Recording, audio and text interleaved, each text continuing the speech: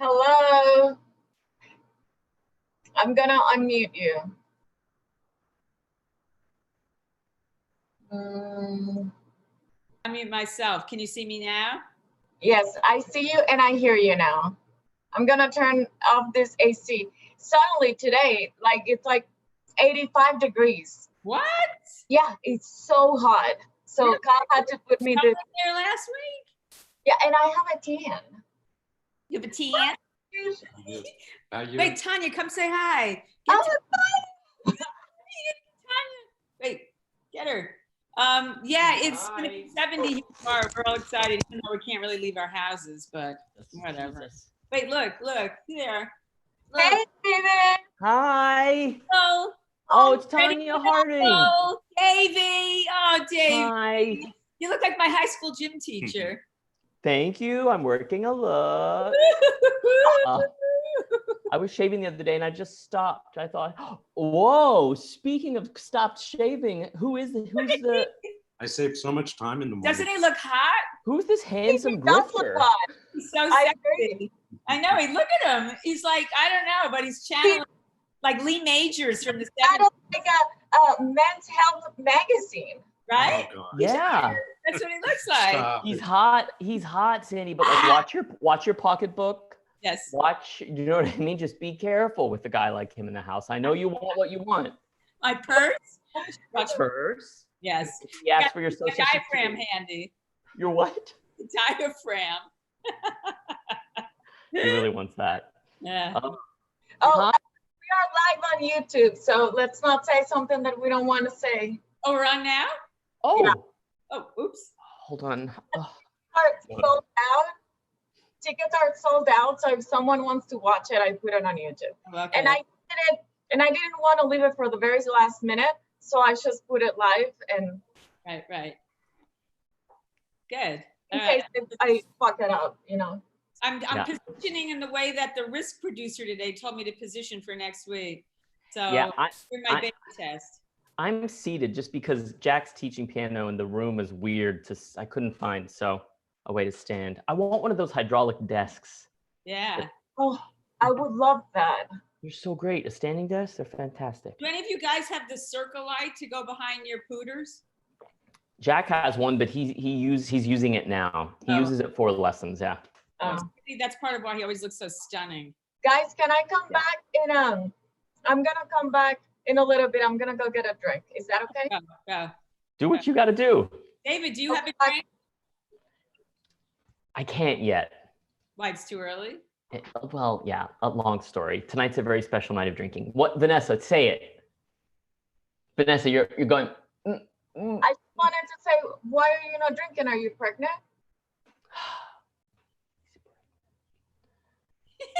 Jack's pregnant.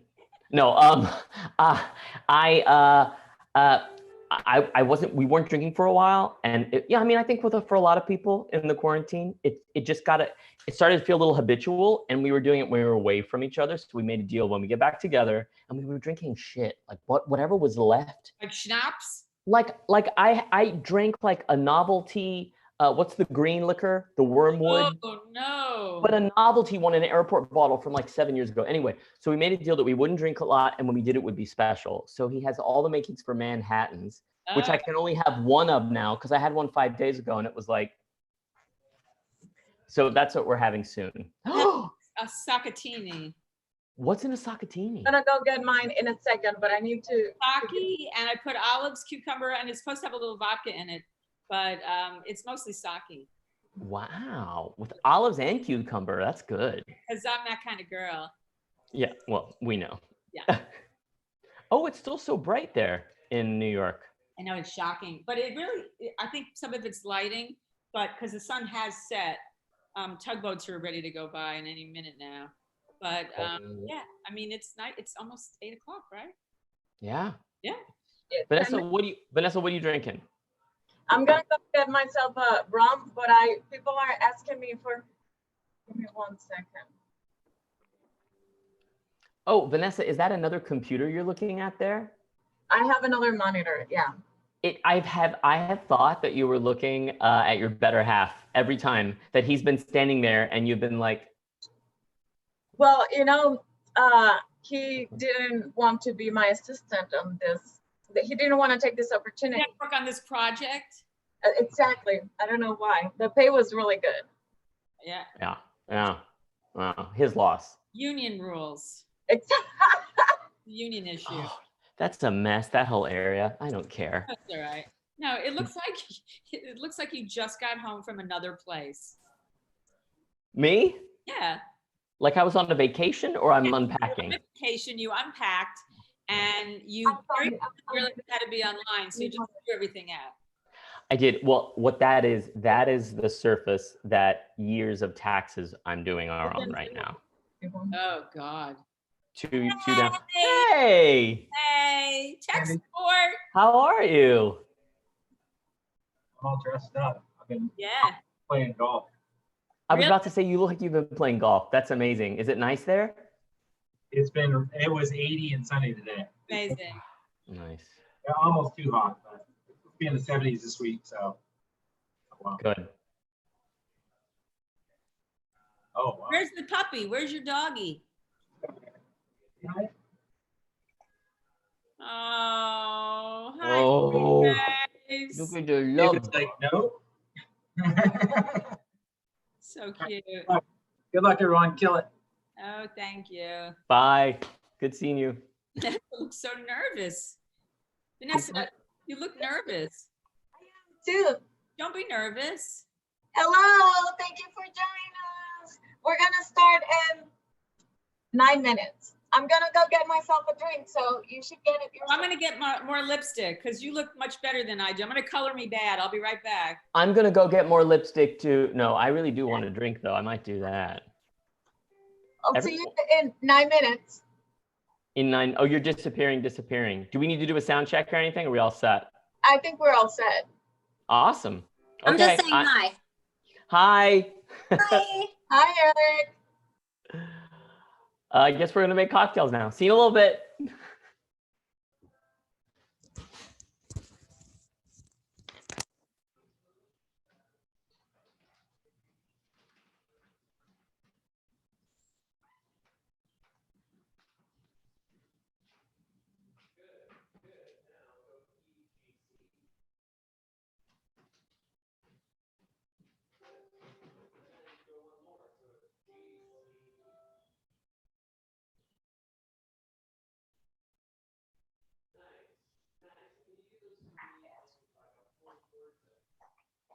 Can you hear me? Can you hear me? I can't hear anybody. Who's that? Hi, Sandy. Yeah, who's that? Kyle? It's Kyle, yeah. I don't know why you shouldn't be able to hear me, I don't think. Oh, really? Why are you saying really horrible things about us? No, unless she sent me the wrong, well, you don't want everybody to have. I don't see your face, I just see your name. Yeah, I turned my video off.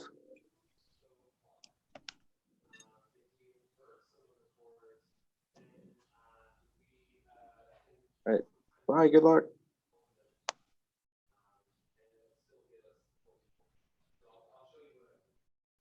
Hey, Keith, how do I get, that's something I want to get rid of. Oh, let's see, I'll do this. Hmm.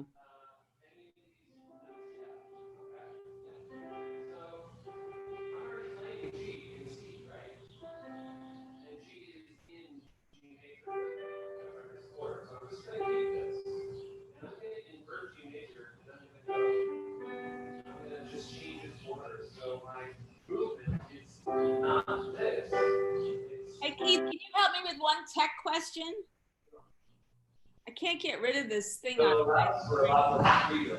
And like less than, I can't get rid of this. far. It's not far. If not, I'll just. So if I do another switch, I do an A trip.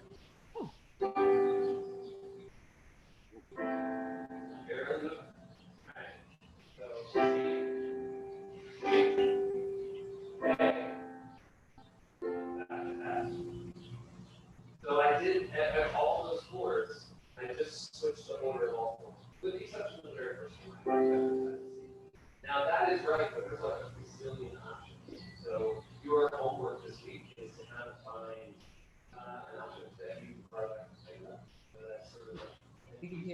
giving a piano lesson in the background. Can you hear it? So let's try this experiment with it. Cheers. Look at you, Erica. Cheers. Hi, Sandy. I love it. What are you drinking? I just made a little bourbon cocktail. Good for you. You're looking good. Thanks. Yay. Filtering. Hello. Hi. Woo. Now she's ready. Now the party. Just took a little drink. Oh my God, this is too strong. Erica, great lighting. What do you got? One of those big ring lights going on there? I just bought it. Yeah. It's a little one. I just got it on Amazon. How long did it take you to get it? See it? Yeah, that's what I want. It was less than a week. Really? Oh, we have to get Yeah, it was great. It was very cheap. It's called Social Light, L-I-T-E. Can you remember that? Social light. All right, I'm on it. We need that. Yeah, and it has 3 different colors too. Like that's like It's amazing. yellowy, and then like And you really got it in less than a week? yeah. Okay, we have to get that, Keith. Got a lot of shows going on here. Yeah, that's why I bought it. And it also, I'm doing Zoom on my phone, and Yeah. so it has a clip. So I have it clipped to like a lamp, Great. and so it's been great. Yeah, that makes a huge difference because we've had Huge. all this jerry rigging. It would be much better if I had that. Yeah, I wish I had like a plainer background, but Yeah, no, it looks good. It's your house. It's where you it is live. my house. Yes. I feel like that's the funnest part of all this. That's a little bit of the lemonade that I can make of this terrible experience. Is like getting this, That's huh? Your volume, you're too loud. You sound like you're in the stadium. Me? Yes. You don't have to scream at me about it, okay? Take out something is making you sound like you're in the subway. Let me see. Automatically adjust. Getting better. Wait, talk again. Now talk. I'm actually going to take it off automatic. How's this? Better. How is Am I right? how is this? That's better. It's better. Much better. Should I go lower or Sound stay like here? you can tell us the next stop was Lexington Avenue. Yeah. Should I go lower or stay here? I think That's you're good. fine. Yeah. Vanessa, Okay. you're the boss. What do you think? I'm sorry. Sandy, when you were away, Sandy told me I sounded like garbage, so I was fixing my audio. Yeah, he's much better now. You know what? As the project manager here, Oh Sandy, shit.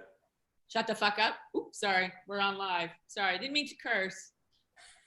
Oh, is this that kind of show? No, I don't think so. Who gives a shit, right? No. All right. No, we love everybody out there, and we're so excited people are joining us. And Vanessa, I saw that you were in your local news something. yeah, you know that I tried to, I mean, it was very fast. I tried to do that. I'm so sorry. I'm dealing with a tech issue that I need to fix in 2 No, minutes. go fix it, I'm go fix really- it. That's all right. We'll all just make fun of each other. You go away. You do what you need to do. Who's So that you're just- gorgeous creature up there on the far right? Who's fixing her hair? Nick and Christy. Stunning. Look at her. Look at that hair. Jesus. Sandy, you're doing it. I know. I can't help myself. When I see beauty, I have to scream it from the roof. Well, thank you. I was trying to get it together for you guys. Hi. What's your name? Christy. Hi, Christy. I'm Sandy. She's a comedian in Denver, really good comedian here. She what? What'd you say? Oh, never mind. Go do your thing. Yeah, comedian in Denver. Oh, comedian. Yes, that's what I do. Looking good. Christy, looking good. You do look good. Yeah, Everyone you looks know, good. Like the makeup. Put on a little lipstick. That's all I'm wearing. Pop of color, baby. All You you guys need is can a see pop of how actually like bushy my eyebrows are. good. You look good. Well, we all look like we're in a proof of life video. Yeah. Pay the ransom. I'm Let's still hold the alive. newspaper up from today. Erica, what's going on with you? You still doing your dating shit while we're in quarantine? Did you know, Sandy, that we're live? Oh, And I don't know how many people join. Just, I mean, it's fine, but you know, just letting you know. So far, it's 15 people. We'll wait a few more minutes for people. okay. All right. But it's nice that people can see the type of person that we are, I guess. Yeah, I guess. Go Listen, ahead, Sandy, continue. it's like real world up here. It's, we know. each other. Yeah, I mean, it's my business. I need work, so it's been weird. You know, some clients want to do Zoom dates, some don't. Right. And I'm giving advice I never thought I would have to give, like make sure your lighting is good, check your angles. Like that's not advice I had to give before. For your dating. I mean, maybe I'll say it during the show, but like I had a Zoom date just to make sure I was preaching what I'm practicing, and guy shows up shirtless but with a blazer on. Like, wear a shirt. Did he think he was a Chippendale? I don't know what he thought. I thought he was wearing a shirt. It was like very colorful, but it turns out it was just a really colorful chestal tattoo. And it was funny because it was on Passover, and he asked what I was doing that night, and I'm like, oh, hosting a Zoom Seder, and the tattoo was like this huge cross. Oh, no. I thought It was very funny. Menorah. So where are you going for the date? I'm just curious about what someone with a blazer, no shirt, like where does? Nowhere. Like, he was sitting at home. oh, this was a Zoom date, and so you could just see him from like this, and it was a blazer and just chest. And a pocket square. Wow. Okay. Did you address it? Yeah, and just chest, exactly. Did you be like, hey, what's going on with that? Like, was it his sexy thing? Of course I did. I call everyone out on everything, and he was like, oh yeah, well, I just worked out. At least I put on a blazer. Oh. Singing in. What are you gonna do? Yeah. I just assume It don't makes put a for an shirt entertaining on. story. Yeah. Oh, who's up there? Hmm. Sandy, I got a drink, a very tiny drink. They can hear us on David, YouTube right now, cheers. correct? Oh, cheers. Cheers. This is like one of those optical illusion. Look how it looks normal, but it's a very tiny glass. What's in there? Whiskey? A whiskey sour? No, it's just a little whiskey. I was given in my stocking for Christmas 2 prepackaged kind of Smith's Family, you know, the company that makes the petit four and all the ham and cheese things with the green grass in them. Feels of A wine flight set, and it came with like 5 of these in a wooden yes, keg because it's manly. with a bunch of cheese and meats that had been long dry. Yeah. It's not that manly. What else? What am I drinking? It's womanly too. That's right, bitch. It's beautiful. It's great. Erica, you really do look like you've been not in quarantine. You look like you went away to some nice restful place. Thank you. Yeah, Thank you, bronzer. Yeah, you do. You look really good. You look very rested, assured that life is great. It's nice. One day we'll all be back to normal. Right? We have, yes, one day very soon. I am counting the days because, yeah, I want to perform live with people, real people that I could touch. Please. Well, maybe we're not going to be touching anytime soon, but you know what I mean. Yeah, not for a while. It is 6:03 and we have 32 participants. Should we wait until 6:05? Why not? I would venture to say 6:06 even. I love that. Oh, calm down. Storytelling is I so know. prompt, you guys. I'm like comedy show. I'm used to that. I'm like, show doesn't start for another 20 minutes. What are you talking about? Are those people Dominican? Same I think time, every maybe. culture has a lateness. Yeah. Not us Jews. We want to get our money's worth. We show up on time. No, we want to get the food. We want to get whatever is available. The happy hour. We want to get a good seat.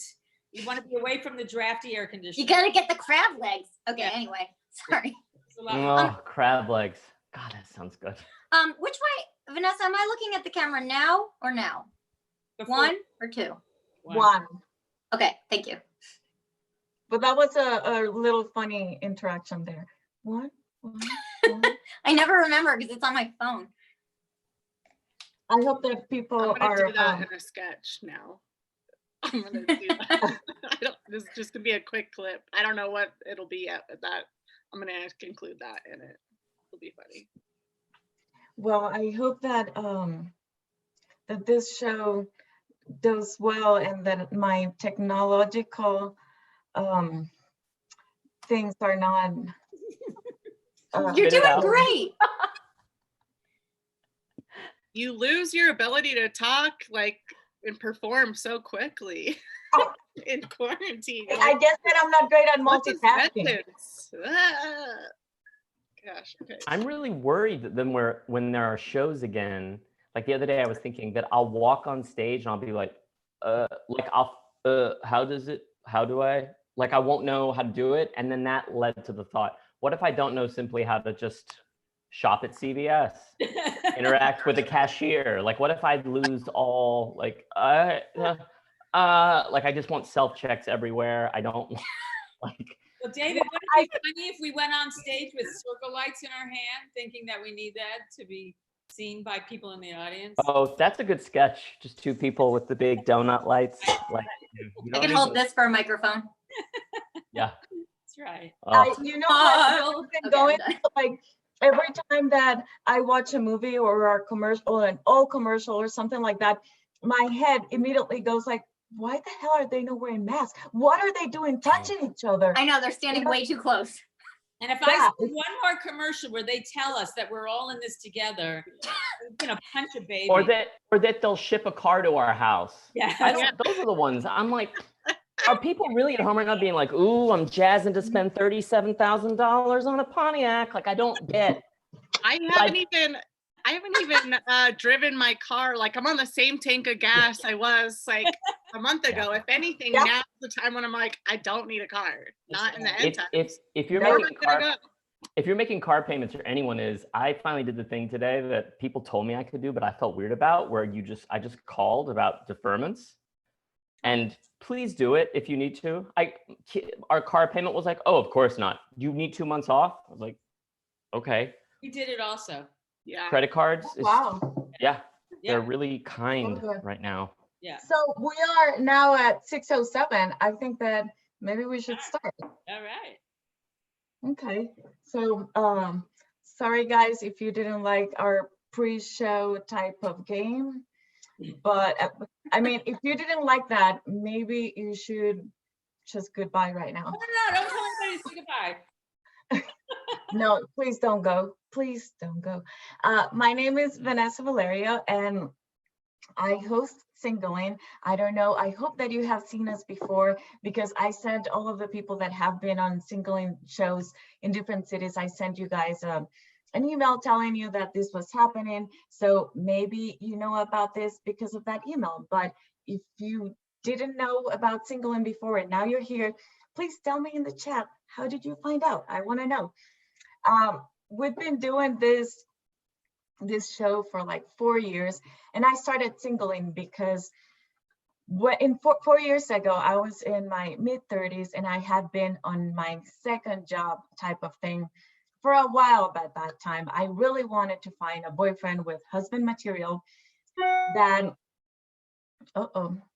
really wanted to find a boyfriend with husband material, and I made that my second job. I was like going on so many dates, almost like, I want to say that 3 or 4 times a week I was going on different dates. And every time that I would go on a first date, I thought that everything was great. I thought that we had this chemistry, everything is gonna be great. This guy is maybe the one. And I would tell all of my friends about this guy. But then this guy would maybe not text me back, or maybe we wouldn't even go on a second date. And I was on a roller coaster. I was like, happy, not happy, happy, not happy. So it was kind of like, I started thinking that maybe something was wrong with me, because most of my friends were already married. Some of them were on their second marriages, having babies. And I'm Dominican, over 30. Like, why am I even alive and not married, you know? Every time I talked to my grandmother, every time she would be like, ay, mamita, all alone. And I'm like, no, I have a million friends. And she's like, but you know what I mean? So that made me really think about I want a husband. But when all of this started happening, I started talking to people that were married and also people that had been dating like I was. And I learned that the issues that I was having, also other people was having those issues. And I felt suddenly like I'm not alone in this. This is happening to so many people. It's not me, it's the system. So I decided to start recording those stories of people that I would talk to about dating, and I put them on a podcast, and that's how I started Singleling podcast. And after a year of doing this, I was also taking classes during all this time. I was taking classes, storytelling classes with David Crabb, who you just met, that it's in LA now. And on those storytelling classes, I met Sandy, who also you just met, and we became all really good friends. And I thought, well, I've already been doing this for a year. Maybe I want to try a live show. And I asked Sandy to be on my first ever live Singleling show. And it was so much fun that after that day, we started doing so many other shows in different cities. So Sandy and I have been in many different cities performing together on Singleling. So Sandy, do you want to say hello to all these people, even though they already know you, I think? Well, I'm really happy to be here. I miss you. I wish you'd come home to New York, but I'm really thrilled to be here. And how have you been holding up in New York with no performing? Because Sandy performs everywhere. Sandy is like a million times Moth winner. Now she also is the star of a documentary called The Fabulist. So tell us a little bit about all that, Sandy. Well, it's like good and bad, because it's wonderful that I had all that wonderful work before COVID, but now we've been invited to all these festivals that have been canceled. And we also started winning awards for the film, but there's no place to enjoy it except in my own mind. So it's like, oh, great, but it's all sort of like make believe. So now we're just hoping that we can make a streaming deal and the film will start getting seen, because we don't really know how much longer we'll be here. Now, for me, it's been particularly challenging because I broke my foot in January. So I've been basically quarantined with a broken foot for 4 months. Oh my. Thank goodness we live in a really cool apartment in Brooklyn, which is pretty much all glass windows and looking at the East River. Otherwise, by now, I would be screaming, running down the street, holding like bourbon in a bathrobe. So thank goodness, and I also am married to Keith, my adorable husband, who I love you, Keith. The best. So at least for that, and my kids are all safely in their own homes, doing their own thing, but it's not easy. It's hard. And I'm older. So all of the technology that's being used now, for me, it's like curing cancer. It's like, it's very hard for me to figure out even how to get online, let alone do this. So I'm enjoying doing it because I'm learning a new skill, but I'm hoping I don't need the skill for a really long time. We are all hoping that. And for the record, you're doing great, at least on this Zoom. Oh, thank you, my love. So let's see Sandy's video on our first ever Singleling show. It's one of my favorite stories, so I think that you'll like it. I hope you'll like it. So, okay, bear with me 1 second because I'm gonna share this and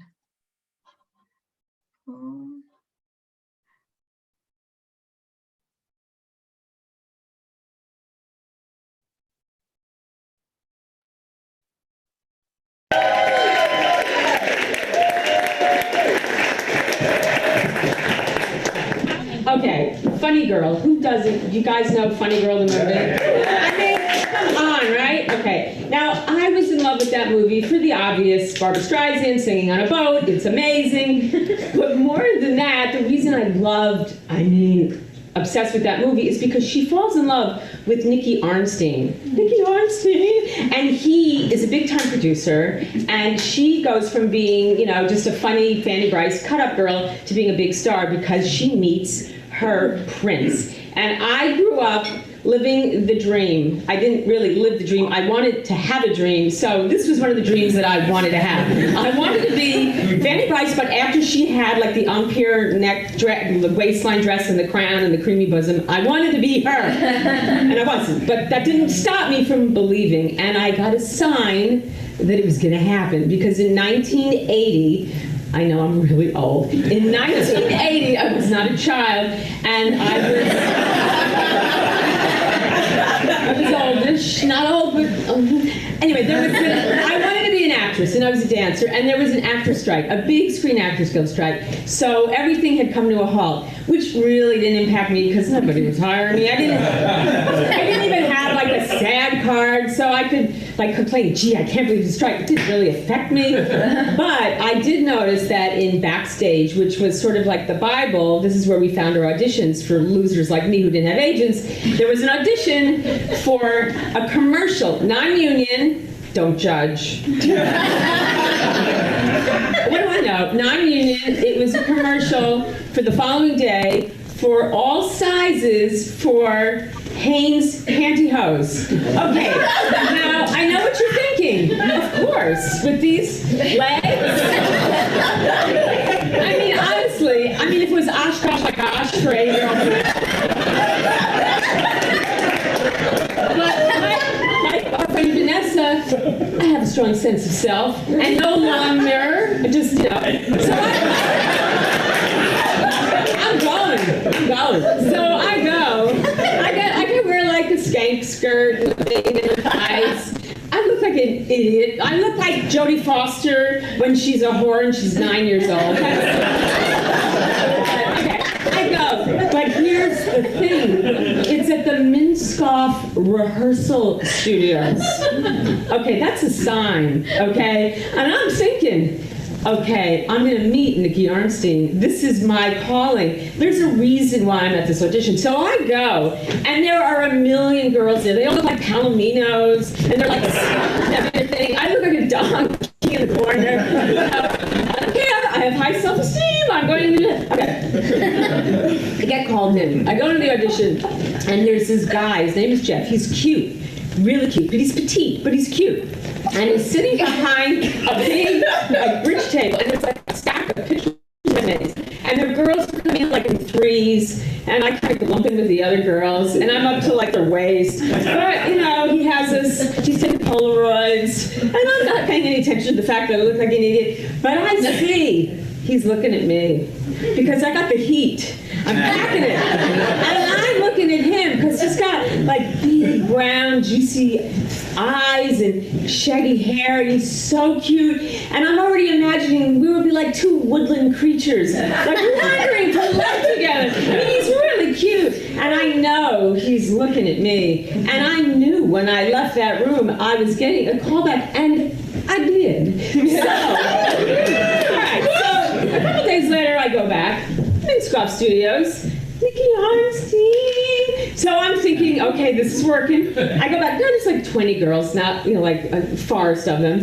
And now we go in, and he tells us to kind of pose together in groups of 5, like Charlie's Angels or something. Like, we look like a cheap gas station calendar. But I'm playing along because I'm young. Listen, I'm auditioning for a non-union commercial. I have no scruples. So I'll do anything. I'm whoring myself for anything. The play's going to be shitty. It doesn't matter. I just want to get a job. Okay, so this time we're talking a little bit more, and he's really cute. And I'm thinking, I can't believe it. I'm connecting. This big shot. Casting record. We're definitely, this is going to happen. Okay, he leaves a message on my answering machine. This is before voicemail. This actual machine, you have to push a button. Those things, like a cassette machine. And he says, you're on hold for next week for 3 days. I'm clearing your dates. And also, will you call me back? Okay. Oh, we are on. This is on. So I call him back, and he says, it was great meeting you. I don't have the date yet for the shoot, but would you be interested in going on a date? Now, okay, I'm thinking, I probably shouldn't go out with him because it's kind of a cliche. Like, you don't go out with the casting director before you got the job. But are you fucking kidding? I'm not. I'm a whore. I'm going.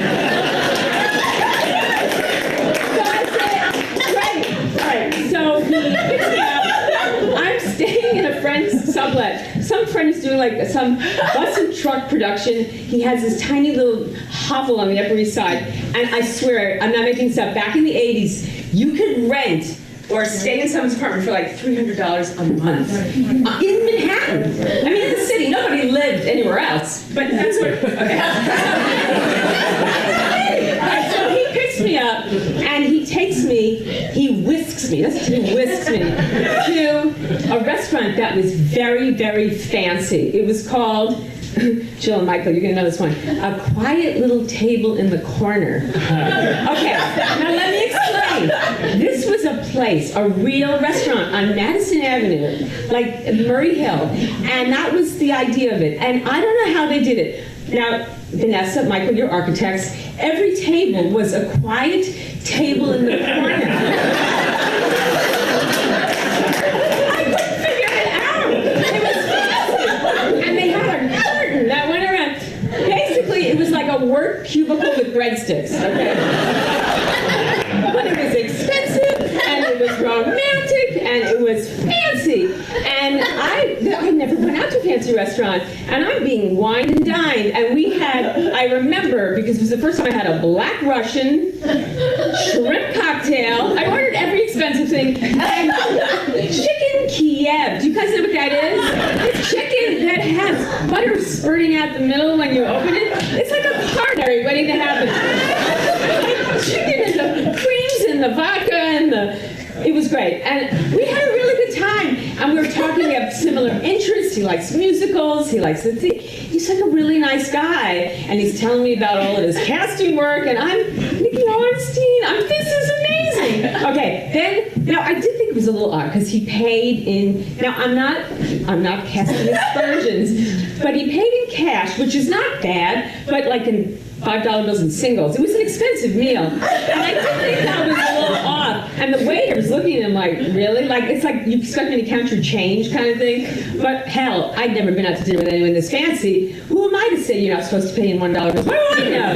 So, all right. And he's a perfect gentleman. He doesn't like make a move or anything. Okay, the next call I get from him on my machine is, I'm really sorry, you probably heard the actors' strike is off, which it was, which was great. Yeah, fuck it, it was great. Meanwhile, now, any opportunity I had, gone. But hey, listen, eventually, it was important because I turned out to be a talent agent and all my actors were in SAG, so I was really being ridiculous back then. But I'm saying it, so it's okay. Okay. So he says, do you want to go? And again, I say, sure.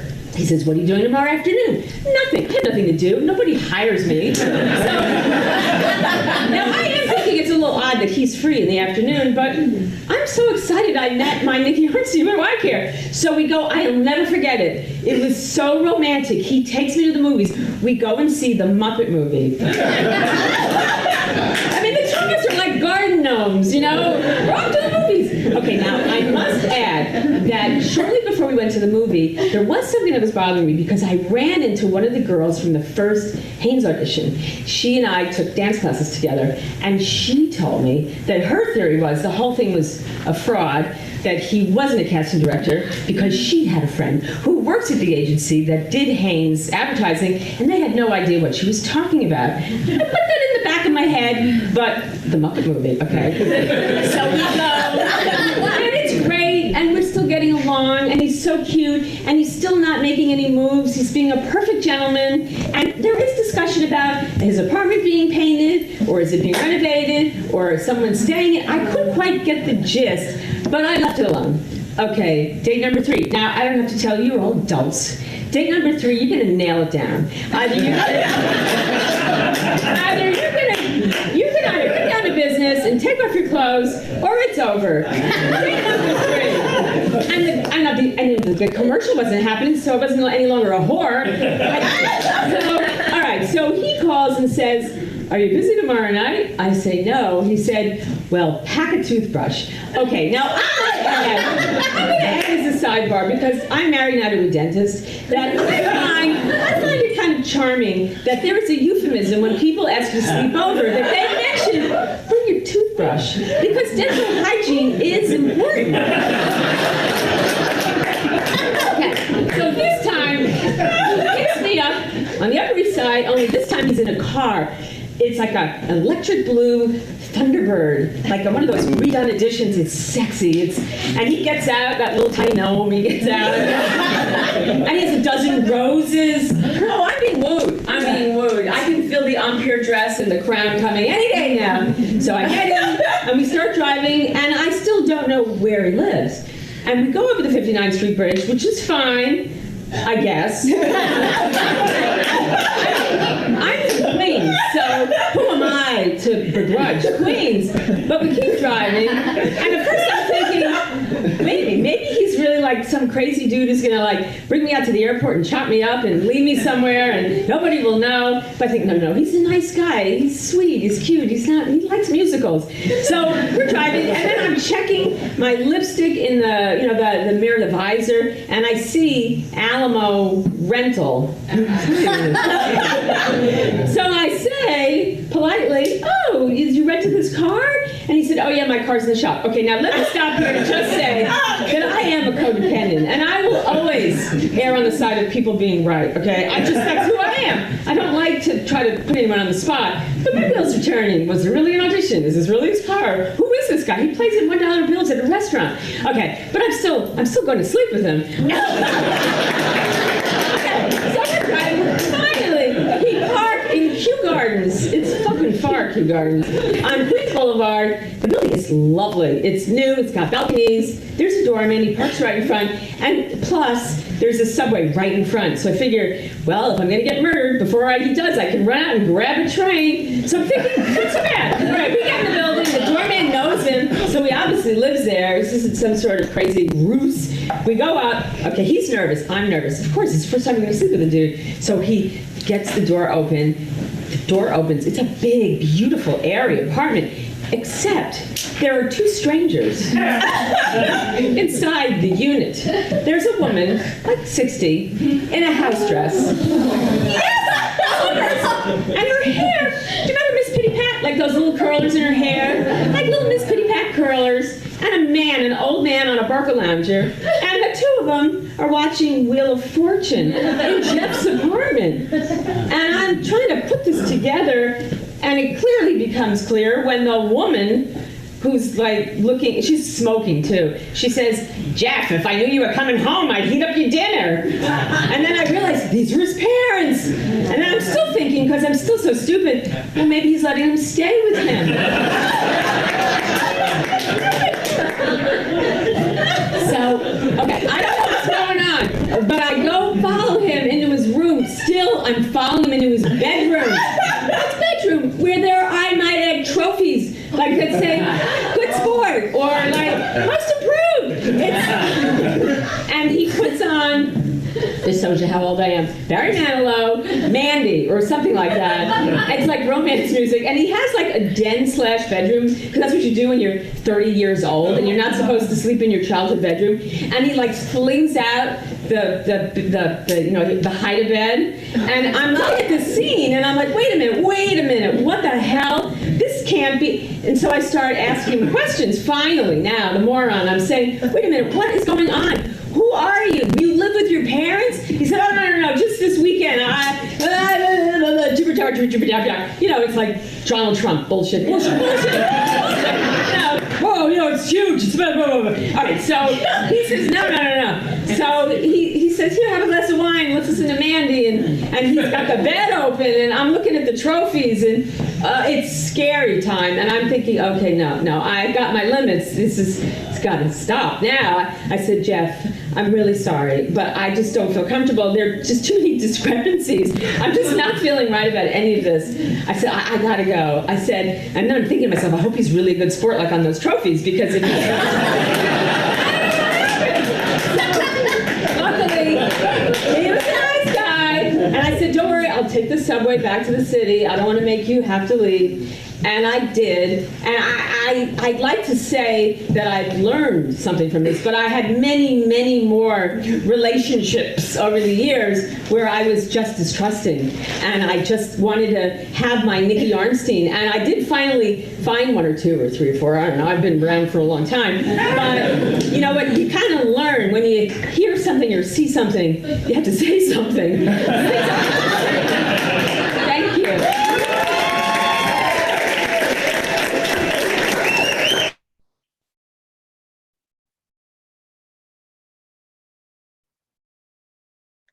Thank you so much, Sandy. I had such a great time at that show. Oh, that was so fun. Thank you so much for being part of Singleling Live first time and second and all the times that we've done it together, and for being part of Singleling. Love it.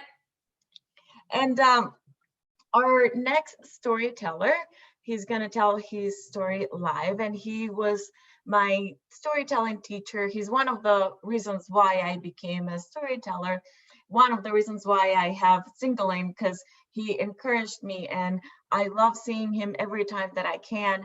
I love that he's my friend, and I hope that you like him as much as I do. David Crabb, are you ready to tell your story?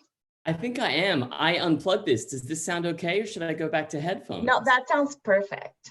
Thank you so much. I love that intro. Isn't this weird, y'all? I mean, it's weird. We can acknowledge it. It's so bizarre, isn't it? This is the most bizarre. I love it. I love that you're doing this, Vanessa. I also love, just before I love Sandy Marks. I love Sandy Marks, and I love the idea that you would be in a situation like that, possibly like with a weirdo who'd been lying to you at your death, and you would think there's too many discrepancies here. That was my favorite part of that whole story. Is just there's too many discrepancies, Carl. Okay, so I'm gonna tell my own story now. I've been with my husband Jack since 2004, and when we met, we were both actors in a super traditional way. You know, I've never minded. You know, I know people that work in the arts that have a partner who is, you know, a doctor or a teacher or an accountant, or they have some sort of steady. And sometimes it's a funny thing when people are like, what do you do? And I'm like, oh, I'm a memoirist and comedian and blah, blah, blah. And then they're like, well, what does your partner do? I'm like, oh, he's also a performer and actor. And they're like, oh. And there's that little, like, they really want me to say, like, he's a reconstructive facial surgeon, or, you know, like, you pursue your dreams, David. But I like being with another artist. I enjoy it. I like being able to talk shop, and it kind of makes me feel like what I do, my art, is a part of my life. Or a bigger part of my life, or part of my relationship. And the thing about the way that the years worked out is that as time went on, Jack and I kind of took like different sort of creative directions. I found memoir and storytelling, and he got more in to being an actor, and a commercial actor specifically. Now, he kills the commercial acting game. He is 6'6", he's got salt and pepper hair. People say he looks like prime-era George Clooney. I like to joke that I didn't get laid at all throughout college, so that like karma was like, here, and I was like, thank you. He, like, his whole family's very photogenic, and they're very prepared to be filmed at all times. Do you know what I mean? Like, when you're with them in Pennsylvania over the holidays, even the children, you just hear the suggestion of a flash or a camera, and the kids are like, you're such a, you know what I mean? Like, they're ready. They're like ready for their close-up at all times. And Jack is like that. And we would joke about commercial auditions because a big part of it, even if it's not a print campaign, is that they take your photo sometimes, even when it's just for a regular commercial. And this is a nightmare for me. I don't photograph well. I don't like posing for pictures. I hate it. My face doesn't know what to do. And every time that I would go to a commercial audition, what would happen is I'd walk in the room, and there's like kind of a guy that's too old to still be skateboarding, running the camera. Like, it's always kind of the same guy. And he's in like a sideways cap with a flat bill. And what he will tell you to do is look into the camera. Okay, just go ahead and give me a straight, you know, just look, and you don't smile. And then the next step, usually they're like, so go ahead and give me like a little smile. Just give me a little smile. That part is when I start to have a psychotic break. It's like right when I start to think, oh, I don't know if I know how to smile. Like, of course I know how to smile, but the pressure of it is so weird. So then I smile a little, like with dead eyes. And then the last phase of this process is always, they said, now go ahead and smile with teeth. And that is when everything in me doesn't know how to communicate. My brain, I look like one of those like grimacing Easter Island heads, those big like weird rock heads. It looked like I had like a lot of rejuvenation in my face, and it's set weird. Like, it's just not good. And then I would leave those auditions, and I would always see my big glowing face on the iMac when I left, just like grimacing at myself. Like, it's just not a good scene. I don't want to go on commercial auditions. I don't miss it. And then, so our lives changed. We moved to LA, and I guess we'd been here about a year. And the first job my husband got when he moved here is he was the dad in the Home Depot Father's Day advertisements, which I got so teased by all my gay friends about. Like, that's a recipe for being teased by your gay friends, is that your husband is the daddy from the Home Depot commercial. So I got a lot of shit about that, and he looked great in them. And, you know, I was doing a lot of writing and hosting. And then one day Jack tells me, he's like, hey, babe, do you want to go on a reel casting with me? Now, real casting is when the company says they want real people, right? Like, they want you to act, but they also want to say, if you're really a teacher, really be a teacher. If you're really lesbian, be a lesbian. If you really have an illness for a prescription, have the illness, right? So I tell Jack, I'm like, what do I have to do? And he's like, well, you know, it's real casting. They're probably going to interview us. So I'm like, okay, so I'm just going to get to like be myself and tell stories, right? And he's like, yeah, it'll be that. I'm like, you're serious, right? Because that's all I want to do. And he's like, yes. And I'm like, great, I can do this. So a few days later, we load up the car and we go to this like casting office, and there's a huge lobby. And the minute we walk into the casting office, there's two types of demographics in this huge room. Gorgeous gay male couples, as far as you can see, the most interesting skin colors, ethnicities, languages, muscles, body types, just hot, like color of rainbow gayness. And in the middle of that is literally a mountain of like 55 to 7-year-old boys screaming, fighting, playing. Two of them are literally stabbing each other with their rolled up headshots. And I look at Jack and I'm like, I don't know what this is about, but can we please get past it? And he's like, okay, great. So we move around it and I sit down and I'm kind of like looking at all these kids like, oh, I guess it's another casting. And as I'm doing that, my husband, Jack, he goes to the wall by where the casting person is. And on the wall, there's like a huge, all these, like a storyboard. There's all these pictures, like someone put a bunch of computer paper, like literally like 30, 40 pieces. And I'm looking at Jack, look at them, and I see his face kind of drop. And I'm like, Jack, what is it? And he's like, you should come look at this. And I walk up to the wall. This commercial is like the length of Gandhi. I don't know how this many vistas and images and dialogue. It's a gay couple. They decide to adopt a child. They have a conversation scene, dialogue, dialogue, dialogue. You see them on an airplane flying overseas, dialogue, dialogue, dialogue. You see them at the airport. One of them is stressed. The other comforts him. They get to a Syrian orphanage because of course they do. And then they are seeing a bunch of Syrian children playing. They go into a side office, dialogue, dialogue, dialogue. They talk to an adopting agent. Then they're taken into a room. They meet a little boy. Their eyes light up, dialogue, dialogue. They hold hands under the table and they cry. They know this is the one. They are on an airplane with the child flying back. The kid is nervous. They give him a toy. Then they pull up in a cab to their beautiful house, like in Vermont. And then they all get out of the car, they go in the foyer, the little boy runs up the stairs, he goes to a bedroom already prepared for him, full of toys and bunk beds and amazingness. And the kid is playing, and then the two men stand in the doorway and they hold hands and they shed a tear. And they're like, this is our son now. That's the little commercial in which I just have to go and just be myself. And I'm already like, Jack, like the copy that you have to read is like a packet. It's like, it's multiple pages. So right as I'm like, Jack, this is not what I signed up for. This is crazy. The casting person comes up and they have a clipboard and they say, David, Jack, Rainbow. And they say this, and I kind of look around, and from the mountain of 5 to 7-year-old boys comes Rainbow.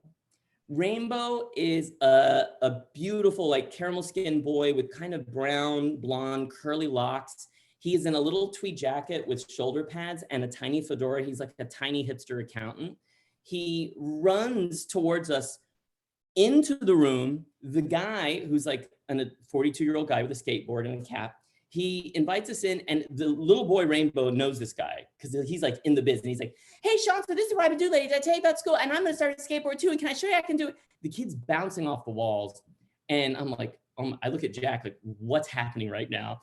And then the guy running the audition's like, Rainbow? And Rainbow is like Hollywood trained. He hears his name and he's like striking a pose. His knees a little flared out. Like, this kid's been in Hollywood for 40 years, this like 6-year-old. So Rainbow's standing between us and we have our copy. And then we're getting ready to read it. And then the guy behind the camera, it's on a tripod, it's just him in the room. He says, hey, so before we start, I just want to have a casual conversation. I'm like, oh, maybe this is gonna be okay. I'll just do my thing. And he's like, you know, I want to ask you all about family. And I'm like, oh, great. I love a storytelling show with a theme. I'm gonna ace family. So I'm like, well, Jack and I come from very different families. I was a latchkey kid with a single mom growing up in the conservative Central Texas area. And my husband, he is one of 5, and their parents are still married in the rich landmark Doylestown, Pennsylvania. And as I'm doing this, the guy's like, dude, no, I'm so sorry, stop. I just mean about your family. Like, do y'all want to have kids? And it's kind of like the question just like sits in the room for a minute. And I look at Jack, and I'm kind of thinking that like we used to talk about this 1,000 years ago. Like we talked about having like a family or having kids, and we somewhere along the way just stopped, right? Because we both realized that we were still pursuing dreams that we wanted to come true, or maybe that we thought we couldn't have money, we wouldn't have the money to do it. And on one level, like we kind of give it up, because I think a lot of gay couples, you know, I love when straight people are like, why don't you have a kid? And I want to be like, why don't you give me $64,000 and, you know, a womb? It's not like an easy thing to make happen financially or scientifically, right? So I'm kind of in this moment with him, just looking at him in this room, wondering like, how do I answer this question? And he's paused too. And as we look at each other, I realize that rainbow between us is like, he's kind of looking back and forth at us. He's kind of like this, like really kind of confused. And then he just stops and he looks at me and he says, which one is the lady? And I say, what, rainbow, what? And then he looks at Jack and he says, who is the lady? Which one is the lady? And then he kind of starts just looking back and forth, and I'm not saying anything. And Jack just kind of starts stream of conscious, like he's on like a very like sort of very progressive liberal arts college stage, talking about like gender is just a construct. And he's saying this stuff to this like 6-year-old who's like, what the hell, what's happening now? And I just don't know what to do. And then we look at the guy behind the camera, and he is trying so hard not to laugh that he's using the camera to hide his mouth, but you can still tell his eyes, and he's like, and I'm like trying to think about all this. And then right as I'm thinking about like, oh my God, Rainbow looks at me and he points and he says, you're the lady. He's the lady. And Rainbow then is caught up in telling me I'm the lady. I'm like, oh my God, what's gonna happen? And the guy can't like run the room. The guy is trying to catch his breath behind the camera, just like this, because we can't tell this kid to shut up. He's our co-star. And finally, this guy just is like, okay, yo, Rainbow. Rainbow stops. And the guy's like, let's run the commercial.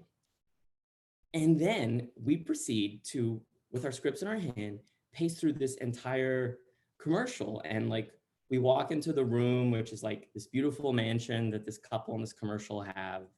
And we're in our beautiful foyer that this couple have. And we go upstairs to the second floor, which is like a library. You walk through into this child's room that is outfitted with the most expensive stuff. And of course, in the room, it's just a white blank room. But we can really like watching this kid go through the motions. I can really like envision it all.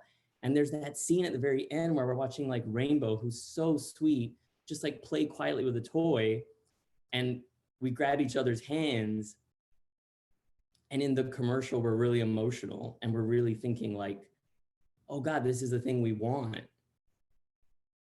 And then the guy running the room says, it was great. And the moment he says that, Rainbow's like, do y'all want to hear me fart? I can fart. I've been farting for a while. It starts blowing fart, bouncing off the walls. Do you know what I can do now? Well, watch me do a somersault. And I look at Jack and I'm like, we're getting out of here. Let's get out of, we're leaving, we're leaving. And we go out of the casting call, we get in our car and we just drive home laughing our asses off about this. Like we do, like we've laughed off so many experiences we've had around acting and making art and like storytelling. And in the car, I'm like, I think I feel okay about the choices we've made. Now, the last time I told this story, this hadn't happened, but hilariously, Jack turned 40 last year. And on his 40th birthday, we were at this restaurant and it was like him and me and maybe like 10 of our really good friends. and we're all sitting around this table. And at one point, it's a 40, and he was a little, 40, it's weird, it's tough. And he was a little blue about it. So when they bring out this little cake, no one starts singing. We're all just kind of like, oh, happy birthday. And all of a sudden behind us, we hear, happy birthday to you. And our friend's crowd, and this child walks up to the table who is just so overcome with the candles and the cake that he's just like taken it upon himself. And he's this like beautiful, beautiful kid. And he's so into it. And his parents are kind of like, oh my God. And then finally, like, he's like, bye, happy birthday. And the parents take him away. And as they walk away, my husband looks at me and he's like, that kid's familiar, right? And I'm like, yeah, he's totally familiar. And then as he crosses the fence through, he waves hi again. And Jack's like, that's fucking Rainbow. And as Rainbow walked up the street with his family, totally happy, we waved bye to him. And I was totally okay with that. Thanks. So weird. Everyone is clapping. I want you to know. Oh, I can see them all. It's like this. It's like Nancy Pelosi. So much. Yeah, I love it. And I want to ask people, since we're talking about kids and couples, I want to ask if how have people been handling quarantine time with their kids? Because we have a special gift for whomever tells us about it, right? David, do you want to talk about? Yeah, we have, I'm using it as a computer mouse. That's how much I love. I'm gonna send you my book, but I'm gonna sign it and put some weird, this is a book I wrote about growing up as a goth kid in Texas in the 90s. And I'm gonna put, maybe, I don't know, I'm gonna draw like some bats and an ankh, a Ouija board planchette. We'll see. Yes, and I'll send it to you. Do we have someone that wants to tell something about their experience dealing with kids right now? Because I know that maybe my sister is on. Does she want to talk about her kids' experience? No, maybe she's on YouTube, because we are on YouTube too. And also, I want to tell everyone that you should be careful. Your camera might be on, so be careful what you're doing with your camera. And just saying.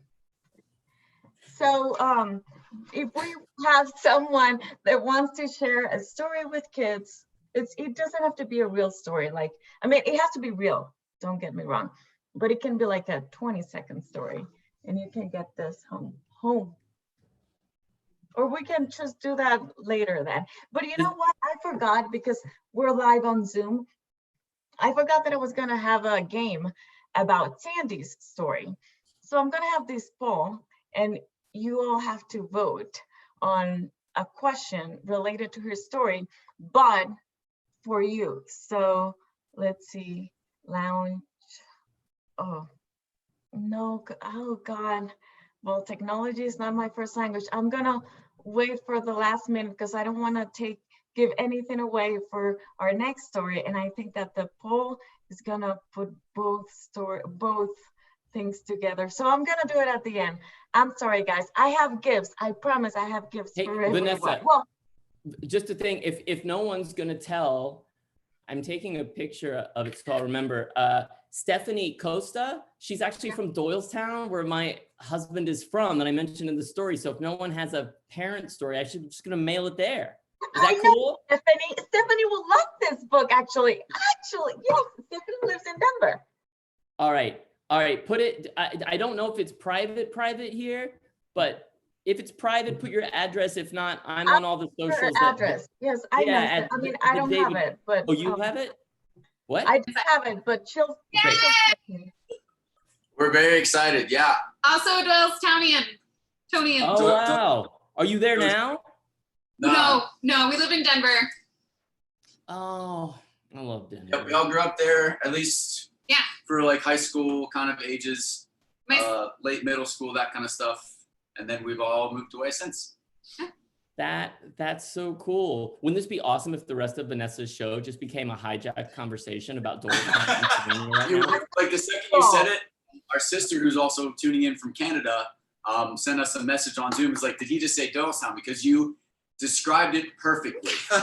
Like there's no other place in Pennsylvania that's like Doylestown. That had to be exactly where it was. We all knew instantly that's what you meant. It's a quaint little, too rich, too much history, too nice kind of little place. There's a that was bunch great. of people from Doylestown. What? On this show, you should wave hi to Hi. them. Who's in Doylestown? All of them. Us two right here. And our sister.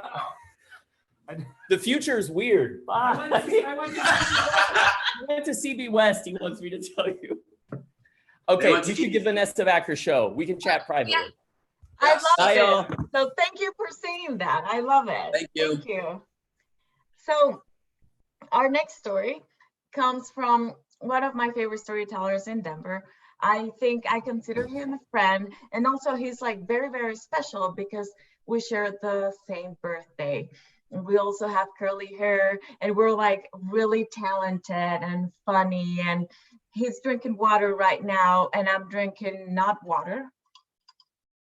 So that's basically our difference right now. Well, also he's like 7 feet tall and I'm not, but you know, basically. Nick, and we also have, well, I was gonna plug our show, Nick, but our show is kind of like on hold. I don't know if you can hear me or not. Yes, I can hear you. I hope that people can too. This isn't water. This is the ice melt of an old fashioned. So I drank fast. David's show really like set the mood for me to keep drinking. Well, so David's story that I'm going to show right now, Nick's story that I'm going to show right now. I'm in for another David story. I loved it. I love him too. So the next story that Nick told his story on our last show on Singleling, our latest show, not our last, hopefully. Our latest live show in Denver, which was 2 months ago. It's crazy that this was 2 months ago. I missed those days. And this was a very fun show as well. So I hope you like it. And give me 1 second because, you know, technology.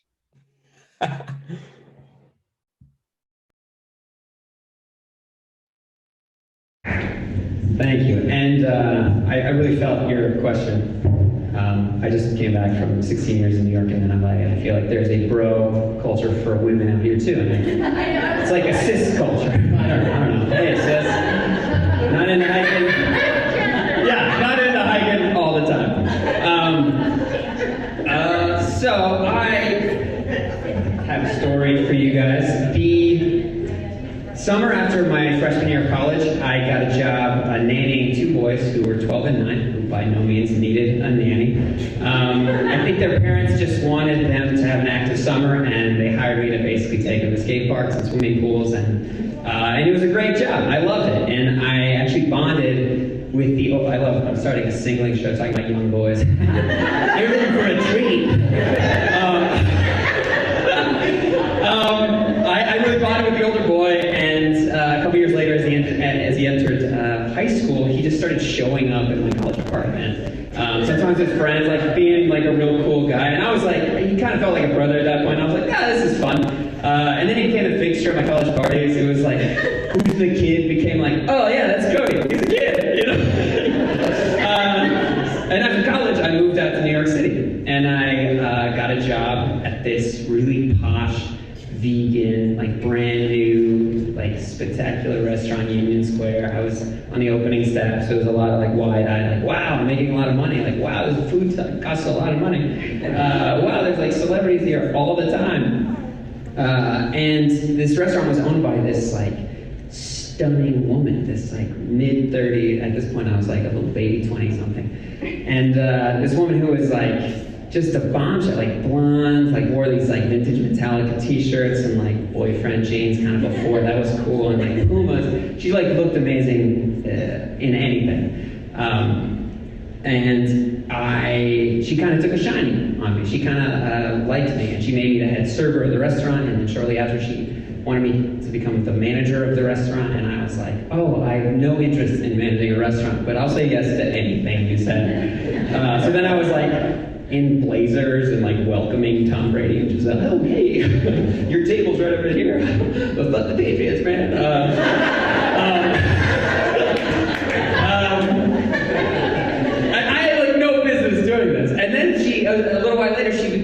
like offers me, she's like, okay, Nick, this is what I want. I want to start an e-commerce business selling like vegan, lifestyle, and beauty products, and the snacks that we'll make at the restaurant online, and it's gonna be great. And she was like, I want you to help me run this company. And I was like, I have no idea what you just said. There are so many people who can probably help you, but you make me feel capable, so I will take the job. So I started working in this little office 2 blocks up from the restaurant, and that summer that I was working in this little office, lo and behold, young Cody found his way out to New York. As still underage, as a recent high school graduate, he had convinced his mom to let him come out and live on my couch for a summer and work in the restaurant. I said he could probably bus tables at this restaurant and check out New York because he wanted to maybe go to NYU. And I was like, how his mom was just like, yeah, that's fine. Boys will be boys, I don't know. So then, like, little Cody is out in the restaurant, and I think when I was, when he was hanging out at my college parties, I kind of was like, well, maybe I'm corrupting him, I don't know. And then he started working in the restaurant, and I was like, I'm corrupting him, this is terrible. Like, this restaurant was employed by, like, the sexiest, most artistic and young, like, it was just this, like, really vibrant staff, I'll say that. And I see Cody, this, like, little pup, become this little brother of the whole restaurant, and all of a sudden his like jeans get really skinny and his like, hair becomes like more intentional, and he's like wearing all these like coats with like sparkles, and he's like, got it at a sample sale, bro. And I'm like, oh my god. And I'm like kind of jealous. I'm like, what this kid is like, oh my god. And I'm like the manager now, so I'm like, oh, who's this kid that's hanging out with all the cute waitresses? Oh man, you better show up on time.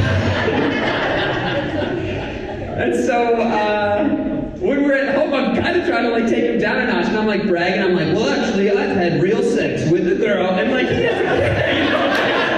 He doesn't, and I know he's a virgin, and I'm just like, what am I doing? He doesn't care, he's got like, nothing phases him. He's just like, I'm living my best life, it's fine out here. And so one day, he's bringing a date to the restaurant, and he met in some like, just an absurd way. Like he met her at a museum drawing the modern art or something, like it was something ridiculous. And she's older, I think she was like 20, and he's like 17, so I was like, I don't know, there's a lot to handle, buddy.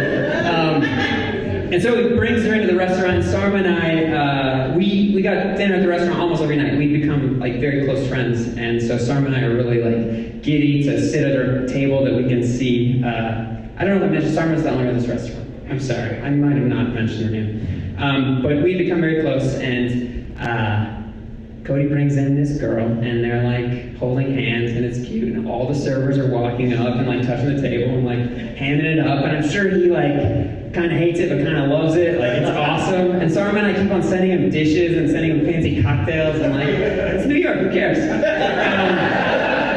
And so he, he gets up to leave, and they're holding hands, and they've had their meal, and I kind of get up with my little blazer, and I'm like trying to be real cool guy energy, and I like, oh, hey, how are you, man? So like, and I said, oh, hey, Cody. And I'm like, if you find your way back to my apartment, just know that there is protection in the top drawer. Try to say it a little louder than I should, and, if you need help using it, just text me. And there must have been something in the air tonight, because like the whole staff of the restaurant stayed after we closed, and we were all drinking and all having a fun time, and it was just one of those like beautiful summer nights. And as I was like, very inebriated and grabbing my bag to go, slog back to Brooklyn, Sarma just like grabs my arm, and she's just like, just stay at my apartment. And I was like, oh, cool, oh, amazing. Because she lived across the street from the restaurant. It was literally like her quadrant of New York City, right in Gramercy Park. And so I was like, oh, perfect, I'll just sleep there. This is great. Not thinking anything. And we get into her apartment, I just like go right to the couch, and I splay out, and I'm like, sweet, now you just wake up and walk to work. This will be great. And then I see Sarma like walking a little slower to her bedroom, and she turns around and she goes, you don't have to sleep on the couch. And it like destroyed me. I was like, what? And my whole world flips upside down, and I'm like, what are you talking talking about? Like, and this was like, she occupied a realm of New York that I could only like, you know, be a fly on the wall. She was in this beautiful, you know, rich, everybody's amazing group. Like, she was dating this guy from Top Chef. I used to like see all the guys that she dated at the office, and I'd have to like occupy them if she didn't want to talk to them. Like, one time I had to talk to this guy who just wanted Top Chef, and I had to hear about his like line of, you know how chef's clothing isn't that cool? Like, I want to come up with a chef's clothing that is cool. And I was just like, chef clothing will never be cool. Like, you're literally gonna get food on it every night. Like, do you realize? Like, we figured this out already. But I, you know, like, I felt like I had this like intimate bond with her, and she was my employer, and like, I was like, everything is in the balance. Like, she. If anything, the only thing that Cody ever expressed any jealousy of for me, it was just the fact that I was friends with her, and I got to eat dinner with her at the restaurant, because he was like, dude, she's like the hottest. So then I'm like fighting this urge, and I'm still like just a 25-year-old little boy who's had a lot to drink, and I'm like, well, I could sleep on this couch, or I could go sleep in the bed with the cover model of Veg News magazine. And then I went up, and as I was walking, I was like, no, dude, just sleep on this side of the bed, and it'll still be cool, and I'll still have a job. And so I got in bed, and it's just like all the smells, and everything just smells rich, and everything, you know, like, everything's just like, this is a different class of life. And like, I feel her breathing, and I can like smell her clothes, and I'm like, no, just control yourself, bro. And then like a tiny little like piece of her arm touched the side of my, you know, forearm, and I'm like, oh no, the force of 1,000 suns is within me. And I just like crazy on her body, and I'm like, it was like, I felt alive that night. And then I felt terrified in the morning.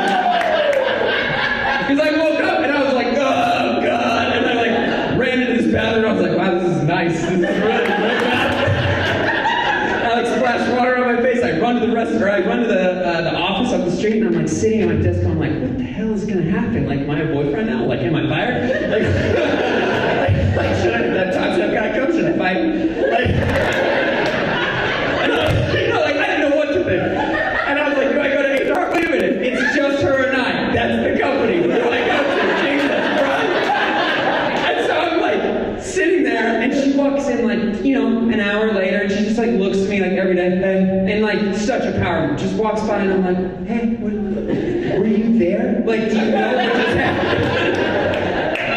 And then the manager of the restaurant, we call him Matteo, his name was Matt O'Hagan, we call him Matteo, it's a restaurant thing. Matteo comes in, and we just like start rapping about the night before, and we're just like, wow, that was crazy. Like, we had, you know, like, it was a big night, we were all drinking, having fun, and there was a dance party, and it was fun.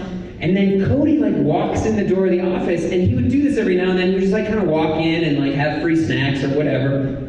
And instantly we're like, oh my God, you know, like this took the air out of everything. We're just like, Cody, like what happened last night? You had a big night. And he's like kind of bashful, and he's like, yeah, it was pretty good, you know, like I went all the way. And we're like, what? And I think we're like celebrating, we're ripping him, and we're like, way to go, buddy. And then I'm like, did you use the protection in my drawer? And he goes, yeah, it's a funny story about that. And I was like, all right, that's great. And he goes, I tried to use it. It was too small. And I was like, no. Like, I've seen health class demonstrations. They've been around a huge gourd. Like, you can get those around anything. And apparently he's like, yeah, I had to, like, you know, run down to the bodega and, like, buy some magnums. And I was like, this is crazy. And I'm sitting here holding on to this, like, nugget of information. I was like, I could dominate this conversation right now. But I just learned a valuable lesson. Like, he just learned what sex to be proud of is, and that's a wonderful lesson. But the night before, I learned what sex to be ashamed of is. And that's what I'll leave you. Oh, and the funny thing is, when I thought about that, I was like, oh yeah, this is terrible, but I'll bring it back to the beginning. So when Cody was a boy, just a lad, I was taking him and his little brother to Waterworld. And Cody fell asleep in the backseat of the car, but he was already ready. You know, like kids are ready to go on the slides. and he was like in his loose swim trunks. And he wakes up, and we get out of the car, and he like kind of yawns. He wakes up, and he's pitching like this massive tent as like a 12-year-old boy. And I was just like, Cody, what? And he's like, what? It'll go away. And, and that's all I was thinking about. I was like, here's this kid who just lost his virginity, and this massive dome, and I slept with the most beautiful woman in the world, and I can't say shit because I want a job.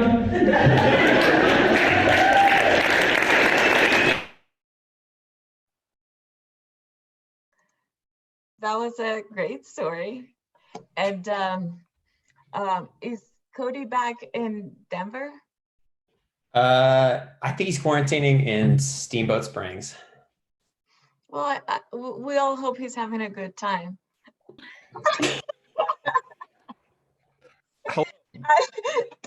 Oh, wow. Someone. I've never seen that before. Holy shit. That was a big night for us, pal. Nick, I did not realize that was the night that you hooked up with Sarma. Because I was terrified. I never got that story from you. It was the same night. Oh my God. Oh my God. That's well, wild. Sounds like everyone had a good time. It was great. It was very good. Many years have passed since then. Yes. Yeah. Cody just celebrated your 32nd birthday? I'm 32 now. Yeah. Yeah. That's a couple days ago. Well, happy birthday, Cody. I hope that you think this is a good birthday for you. Birthday gift for you from Nick. Oh my God. Yes. Nick, good job in the story. That was a nice combination of things. I think you hit most of the details correct. Yes. I couldn't remember how you met that girl, but I think it was something really like typical New York artsy. I met her. It was like I met her the previous summer because I was there for a bit at like a new school. She was like a classmate, but she was much older. She was much older. Yes. Yeah. Nice. Well, thank you for joining. I should text her. I may as well text her now at this point. Yeah. You should have invited her to this show. Sure. I was very nervous to invite you. Well, I'm very glad that you joined us, Cody. Yes. Thank you for joining us, and thank you for letting Nick tell this story. No, he crushed it. Yeah, it was good. Nick, I have a game that I would like to play with. I wanted to play it with also Sandy's story, but I forgot. So we're gonna do both. I'm gonna ask people to vote on these questions that I'm gonna ask you, and we'll see what happens after that. Lounge. That was a quick poll. Do I vote in this as well? Everyone should vote. Everyone can vote. Okay. Well, yeah. Oh, you can't select multiple? And you can't select none. Good question. No, you have to select something. Come on, we've all dated frauds. That one's a yes. That's basically none. I submitted.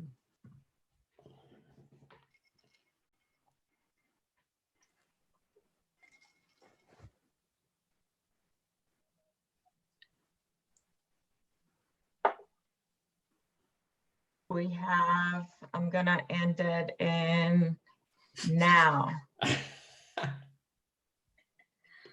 So, have you ever dated a Hollywood producer, casting director, or been on a pantyhose commercial, or dated someone who turned out to be a fraud? A lot of people, I know that's very popular. That's why I have a show called Singleling. And how have you ever kissed or had sex with your boss? Oh, a lot of people know, but some people said no, but they have fantasized about it. And 5 people said yes. So what I'm going to do, whoever dated a Hollywood producer, would that person say their little story about it? Would they, if whomever voted yes to that would tell a little story about it, I will give you a gift. And that gift is a bottle of wine from Stonewall Creek Winery. If you voted yes, do you want to unmute yourself and tell that little story? It's okay if you don't want to talk about it. I'm gonna choose someone else. Have you ever been on a pantyhose? Oh, I have a chat here. Oh, Greg. I might have said yes, but I'm not a prize guy. Okay, Nick. How about, have you ever dated someone to turn out to be a fraud? I know a lot of us have. So would someone want to talk about it for a second? No?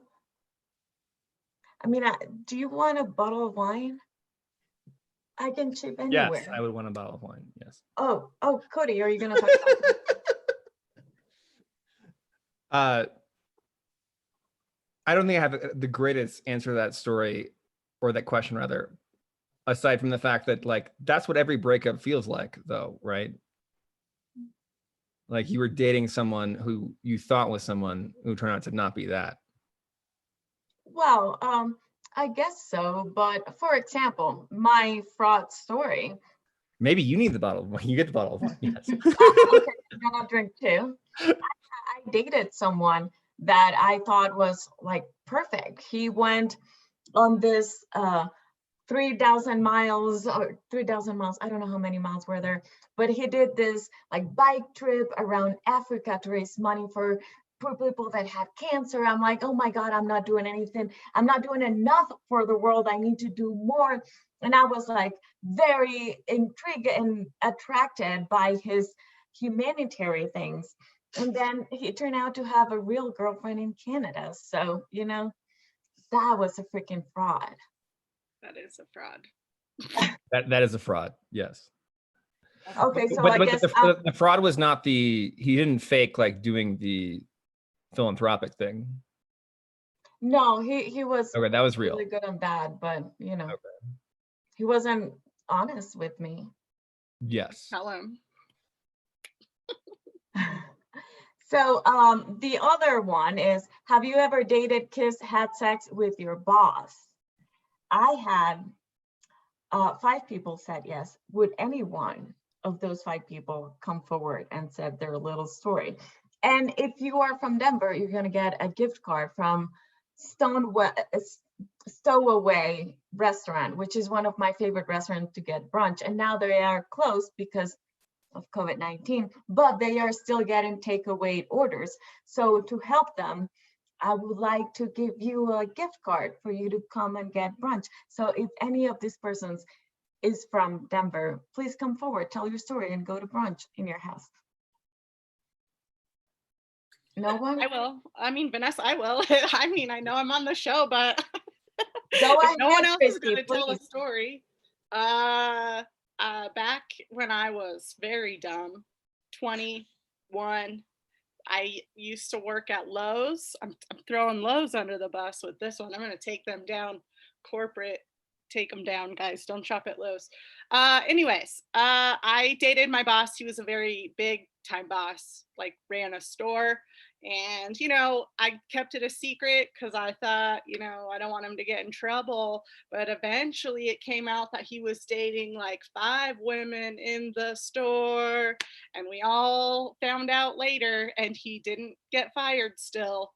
So they just transferred him to another store, like the Catholic Church or something. But anyway, anyways, that's what happened. Louis Caminello, everybody, he's the worst. Oh, I'll say the name. I don't care. Put that on other podcasts too. I'm trying to end that guy. Anyways, okay, I'm over it. I was 21. It's only been like 11 years, so. Well, thank you so much for telling your story. And I guess that's a good segue for our next segment, which is our love panel with you, Christy, and with Erica. Yep. So now you know a little bit about Christy. Enough to know that I'm an expert, obviously. So. And Erica Eden is based in DC, but she's a great dating coach all around the country. I mean, we have also been on shows in DC, in New York, in Denver, in Philly. And she has clients all over. So please, Erica, tell a little bit about yourself and tell us, please, what do people need to do in this coronavirus stage of dating? How are people dating these days? Well, hi friends. Thanks for having me, by the way. So you said a little about me. So my name's Erica. I run a business called A Little Nudge, and I help people with all aspects of online dating. I've had 2 glasses of scotch while we've been watching the story, so just like disregard if I accidentally slur a word or 2. But so when it comes to online dating, the 2 major things that people have obstacles or issues with is 1, it's hard to write about yourself, and 2, it's time consuming. So what I do is help people with both of those things so that way they have more success at online dating. Online dating is really weird right now because on the one hand, the online dating sites see more traffic now than they have in a long time because people are sitting at home and they're looking for something to do. But on the flip side, people can't physically meet in person. So what do? It's the weirdest thing that I have to give people advice now on how to have a video date, but it seems that that's my role now. So I would say a little under half of my clients have embraced phone video dates. The rest have said, you know, I'm going to put things on hold. I'm going to focus on me and life and all and making money and all that stuff right now. And I'll pick up dating later. So it's been really interesting. And I've been brainstorming with clients about how to be creative in terms of their video dates. Some have cooked dinner together and, you know, made the same thing and compared plates and had a glass of wine together. I've been telling people to download the app House Party and play games together. They have, you know, fun trivia and Pictionary in there. So it's been really interesting. I'm certainly writing about things I never thought I would be writing about. So there has been an increase in usage on the dating sites, but hookups have gone way down. So they offset. So when you said that hookups have gone way down, but also they can actually go like up in a virtual way, you know. Well, if we're saying anything sexual, that's gone down. Yeah, real activity, obviously, if you are responsible, I'm guessing. So, I mean, it's all how you frame it, right? So in general, under normal circumstances, I am not a fan of talking to somebody on the phone or doing a video chat before a date, because you can only really assess chemistry if you meet in person. But in this time, I mean, the closest proxy to meeting someone in person is a video chat. So that is what I recommend. But please approach that. We were talking about this right before the show. Please approach the video chat like you would a first date. I was saying someone showed up to one of mine with no shirt on, but a blazer and a pocket square. So remember, this is still a first impression. It doesn't matter if you're sitting in your living room or sitting in a bar, you're still making a first impression, and people notice things. Everyone notices the background. Everyone notices the toilet, you know, the mildew, the dirt, the dead plant, the artwork, whatever it is. So just keep that in mind before you do one of these video dates, because it is still a first impression. And by definition, you only have one chance to make one. So you want to make sure you make a good one. And speaking of first impressions, you also help a lot of your clients to put together their online presence. Mm-hmm. So when we talk about online presence on all of these dating apps, and Christy, it's also really good at this. Yes. And actually I won't, if she doesn't want to talk, she doesn't have to. I noticed there's no video on, but I do have a client who's watching. So if you feel like sharing anything, you know who you are, you're more than welcome to. If not, obviously don't. But here's the main thing, right? Stop asking in your first message, so how's quarantine treating you? How's COVID? Like, what are you supposed to say to that? Like, Christy, what would you say to that? I would say, you know, it's bad. It's bad. It's There's not no answer that's good for I would that just question. send him like a gif of a shaking dog, probably. That's more clever than some of the ones people are getting. But it's like, that's the equivalent of, hey, sup, how are you? How's your day going? I don't know why I'm doing these hand motions, but that's apparently what goes with it. So I have been recommending to people when someone inevitably asks, hey, how's quarantine going for you? Pivot the conversation into anything else. So Christy, ask me how quarantine is going for me. Oh, hey, how's quarantine going? Oh, thanks for asking. You know, I can't say it's good, but I gotta tell you, I made 5 new recipes, including this ridiculous chicken tortilla soup. And now we're talking about cooking. See what I did there? I do. I like that. I love that. That's great. So, I mean, so there are ways to keep things interesting. People are going to use the low-hanging fruit. And unfortunately, the low-hanging fruit these days is just to ask what someone's up to. But remember, people are doing these dating sites for a respite from all of this. So the last thing they want to talk about is their toilet paper supply, which mine is running dangerously low. Yeah. So. And now we're talking about it. Oh, if this quarantine dating seems kind of tough, you guys can do what I did, which is just start a podcast and then like ask the guys you like on your podcast. And then that way they don't even know it's a date, but guess what? It's exactly like a date now. And they just, I love it.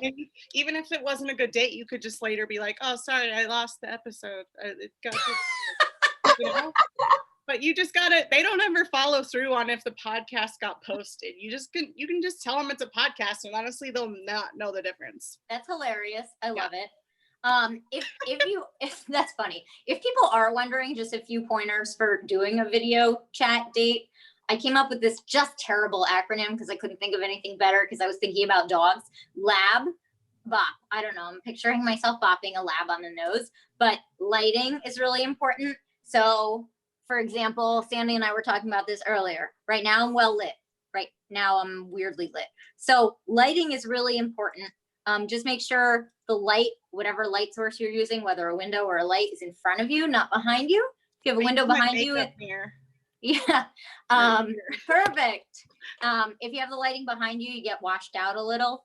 A stands for angles. So like this, if you're looking at my nose, that's not really pleasure. I mean, look, everyone has a different fetish, but I would recommend looking straight on or a little bit above. Everyone looks more, people have fewer chins when you do that, right? B is background. Just check out your background, make sure. I had a background earlier. It was my like liquor cart and someone was like, yeah, it was for this random just acting make sure job. all the cans you have are out of frame. Just make sure they're all out of frame. Just set them aside. No one has to know. Exactly. The next B in the bop is for balance. So don't carry your phone or computer around like someone's going to be seasick. Balance it on something.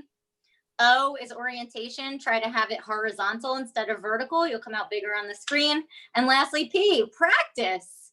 I literally took my phone around my apartment before all of these Zoom calls started happening to find the best spot with the best lighting, with the, least incriminating background. So these things are important. You might not think so, but they are. They are very much. People have so little to go off of. Very true. It's very true. Yeah. Yeah. I mean, no one can smell you, so I don't care if you put on deodorant or not, but they can see. They can see you. How about if we see some of the stuff that people should not do on their profile? Let's do that. So I'm going to share my screen. Oh, Stephanie asked, what was the acronym again? It's lab. I have a video of this. It's lab bop, but I have a video on my Instagram. My Instagram is a little nudge. There's a lot of ridiculousness on there, but the video is on there. Okay, so let's look at what not to do. First of all, let's actually start at the top right and go counterclockwise. The sunglasses don't help anyone. Why? Does he have eyes? Does he have hair? I don't know. Feet. Okay, you went to the beach once in your life. Neat. Nobody cares. Now this big group shot, and I know people think to themselves, oh, but I need to show I have friends. I need social proof. No, here's why. People don't take the time to play Where's Waldo. And if they do, they like your friend more. That's all I have to say about that. And they assume it's an ex. Regardless, it doesn't matter who that person, it could be your sister, could be your mother. We assume it's an ex. So please crop your friends. Don't put a little emoji, you know, poop on their face to cover it. Just crop them out. Leave a shoulder if you really want to. But ultimately, all people want to see is who is going to show up on the date. Nothing more, nothing less. Next. Okay. This angle I was talking about before, great for Zoom, not for your profile pictures on the top left, because it elongates everyone. Everyone looks delightful. They call that, this is dated, but they call that the MySpace angle, because that's how everyone used to have their profile picture on MySpace. Not that I'm old enough, of course, to know that, but. And the bottom left is the best. Be right back while I go puke. I mean, that's immediately what I think when I see that picture. Don't have gym pictures. Okay, here's the thing. I feel like I want to start a website for men so they can just ogle at other men's gym pictures, because that's really who cares. As a woman, I don't want to know how the sausage is made. I just want to see how you look in clothing. Okay, so just keep that in mind. And then the fish, if you can see that, all I immediately think is that's a large fish. What are you compensating for? Except you, Cody.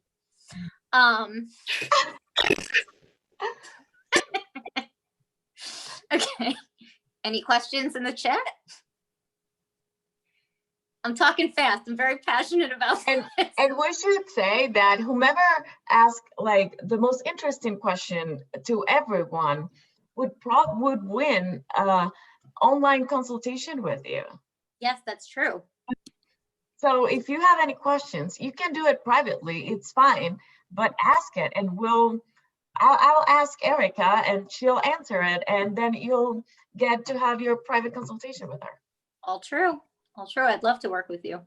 So this is just a smattering of terrible examples. They're all in my Instagram too, but this is also what not to do. The top left. Good morning. How are you? Morning. I'm good. You? I'm good. How are you? Anything. Talk about anything. I don't care if you're talking about your like a hobby of bird watching. Does not matter. Anything is better than how are you? Good. You? Good. It always turns into laundry. Someone's always doing laundry at the end of the conversation. Okay. Middle top. I know it's time to delete Hinge when my wife finds out. Just kidding. There is truth in every joke. I am sure that person is married. Let's see. Oh, somewhat. This is the next one on the top right is a text a client sent to me. She's in gray. She copied this. A guy sent her this text. It was the first text he ever sent her. Could you tell me about you? Are you from a big family? Are your parents alive? Got kids? What do you do? How do you unwind? Oh my God. Like, don't bombard people with a million questions, okay? Next one is a little hard to read, but it talks about how this person has lied about his or her age by 12 years, but not just like a lie. There's an entire paragraph about why this person lied and how it really doesn't matter. You know, the lady doth, or man, doth protest too much. And then lastly, if it's in your profile, be prepared to answer questions about it. So for example, this actually happened to a client of mine. Somebody had in his OkCupid, I think this was OkCupid profile, his first sentence in the profile was, I run my own business. And that's all he said about it. So understandably, she asked, what kind of business do you own? It was the first sentence. He wrote, not even a hello. Okay, I'll play along with the winners on this site. What cup size? Okay, no. If it's in your profile, be prepared to talk about it. If you have forgotten what's in your profile, go back and edit it. It happened once where years ago, I wrote to somebody asking what his dog's name was. And he flipped out. He goes, how did you know I had a dog? I'm like, it's your second picture. So just remember what's in there and update it accordingly. Somebody had a question I didn't get to see. Let's see. How do I? It was in the chat. Let's see. I'm gonna get to the chat. Oh, do you have favorite openers from Beth? So if somebody has something in the profile that's worth commenting on, that's always going to be the best opener. So say, for example, someone talks about, I don't know, Vanessa's in Denver. Say they talk about skiing and you love to ski. All you have to do is say like, Not oh, me, wow. though. What? Well, I don't ski. I've never skied in my life, but I'm just using an example. Fine. They play tennis, whatever. It doesn't matter. The best opener is something that relates to that person and you. So for example, oh, I see you play tennis. You know, I have a pretty mean backhand. When quarantine is up, where do you think you'll play? That's a good message. Now, oftentimes, unfortunately, someone doesn't give you what I call message bait, which is something to something you latch onto and ask about. If they don't, it makes it a lot harder. You could be totally random and just ask a random questions, like a question like, do you like avocados as much as I do? Or like, are you a night owl or an early morning person? Have you made any good recipes lately? Did you watch Tiger King? You have to really kind of pull it out of nothing if that's the case. But again, anything is better than, hey, hi, how are you? How's your day? Or how's quarantine treating you? Just stay away from those. Chris, did you have something to add? You're doing so good, because when I first read that question, when they said, do you have a good, what's your favorite opener? I was thinking about comedy. And I was like, yeah, I love to open on this one joke. It's really funny. Well, I personally like the can variety. I like my can opener, but yeah, I took it as like everyone feels differently. Like, an opener in comedy is like a whole thing. Yeah. So that's bottle openers I'm not cool doing too. this. And then I was also like, what's a good opener? Yeah, just make them watch your comment. That is what I do a lot of times. Actually, that's probably again why, like pretty early on, I'm like, I'm a comedian, and they're like, oh really? And then you're like, I just go, here's the tape, because it's like if they don't think I'm funny, it's like we should not. Actually, I think this that's should end great. right now. I mean, shared sense of humor is really important. And it's funny, I was talking to someone yesterday about this who also does stand-up, and she was like, yeah, all of my dates keep asking, like, oh my God, you're gonna talk about me. And it's like, do you really, like, are you gonna do something that dumb that requires you to talk? Like, don't. And I usually have a rule of 6 months after the relationship's over before I'll talk about that person. Oh, see, you're good. So, that's good. Sometimes, I don't know. Other times you drink too much and you say what you want. I don't know, but it doesn't, okay. But you do learn a lot about people when they find out what you do. Cause like the good dates will say, cool, you do stand up. You're really talented. The bad ones make it all about themselves. Like, are you going to talk about me? How is this about me? And you actually learn, a lot. Most of the time, it's like I like somebody who doesn't even like stand-up, because if somebody likes stand-up too much, they actually just want to do comedy. They do not want to date me. So I have to be very careful of that. That's happened so many times, like two months into a date, or like to dating somebody, you look across the table at me and go, I have something to tell you. And I'm thinking it's going to be like, I don't know, herpes or something, and he's like, no, I've been writing jokes and I kind of want to try stand-up. And then I'm like, get away from me. What's the worst thing that would have been the best opener for them to do, because then I could have just walked away then. What's the worst thing someone's ever said to you when they said, I have something to tell you? Is that the worst? Yeah, it was probably an STD thing. And it wasn't herpes, it was like chlamydia, which you're like, ugh, that's like an errand. Okay, this is also a sexual health show now, apparently. Guys, that's just an errand. You just gotta go to the doctor, get some antibiotics. It's not a big deal. But at the time I was really broke, so that's what the big deal. I was just like, oh God, not only do I have to run an errand, but I can't even afford this errand. And that was like the only thing I actually cared about, and I didn't even have it. That's what, like, you're just like, I should have rolled the dice, you know, but I didn't. That's funny. My worst one, when somebody said to me, I have something to tell you on our first date, this is a long time ago. He said, I was expecting, like you said, like, you know, like, you have a disease, I don't know. And he's like, yeah, we went out 6 years ago. Oh, wow. I didn't remember. You didn't remember. Oh. Nope. Right. Then it all started coming back. It was like deja vu date. It was too much. Oh gosh, that's And hilarious. do we have anyone else with any other questions on the chat? Do we have anyone on maybe YouTube with questions? But the YouTube thing, I put a light recommendation from Erica right now, because Good. And you look beautiful as always. Oh, Erica, I really I know. Lighting is big. It's big. Yeah, exactly. Lighting is really, I mean, if I turn this off, it just Teach you looks. anything today, it's lighting. So. Yeah. So I was just saying, the light I bought, if you want to know, it was relatively cheap on Amazon. It was called, wait, what did I say? Oh, very cute name, Social Light. So LITE, Social Light. And it's great. It has 3 options for the color of the light. It has like a yellowish, a blue, another, anywho. So now that you have all the light and the profile done, how are your clients adjusting with this quarantine situation?